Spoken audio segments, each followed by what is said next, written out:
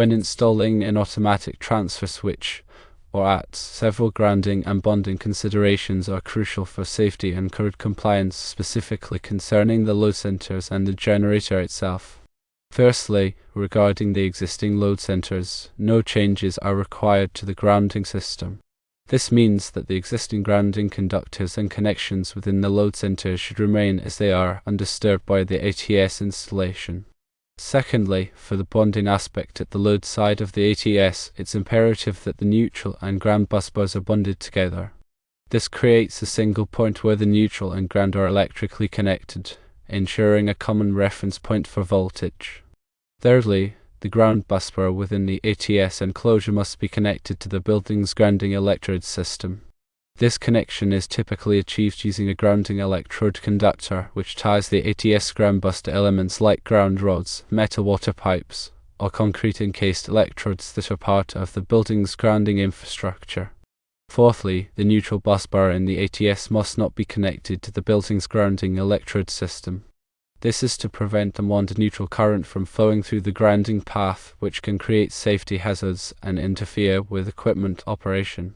Now, shifting focus to the generator itself. Firstly, the generator must be grounded to the building's grounding electrode system. This grounding is typically accomplished by driving a ground rod near the generator and connecting it to the generator's frame or a designated grounding point. Alternatively, other approved means of grounding, as permitted by local electrical codes, may be used. Secondly, the grounding electrode system of the generator must be bonded to the neutral busbar inside the generator.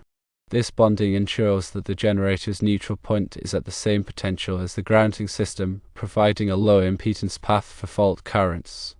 Thirdly, the neutral busbar inside the generator must not be connected to the grounding electrode system of the building.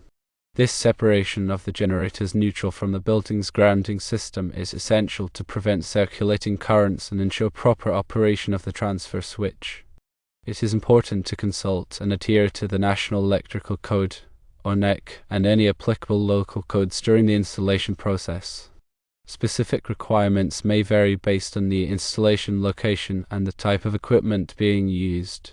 Always refer to the manufacturer's instructions for the ATS and generator for detailed guidance.